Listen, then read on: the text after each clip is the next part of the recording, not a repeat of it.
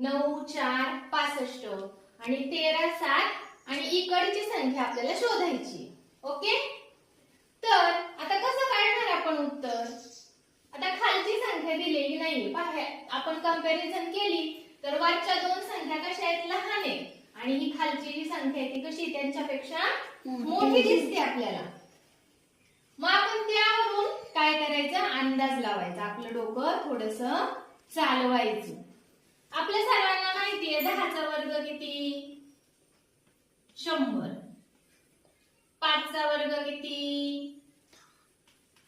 25. हो की नाही?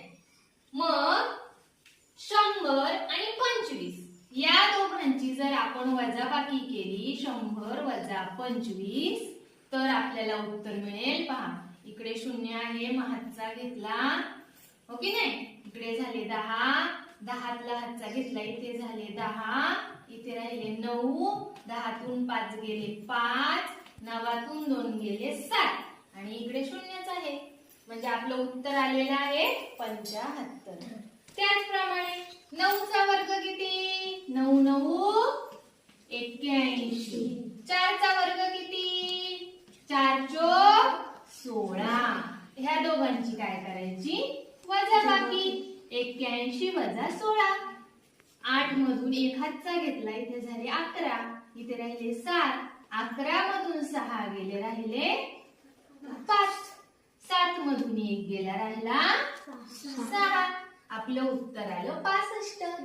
मग त्याचप्रमाणे इथे पण आपण करूया. 13चा वर्ग किती? 169. 7चा वर्ग किती? 49. दोघांची काय करायची, वजाबाकी. 169 वजा 49. 9 मधून 9 गेले 0, 6 मधून 2 गेले 4 गेले 2 आणि 1 मधून घालवायला काय आहे का? नाही, म्हणून 1 तसाच.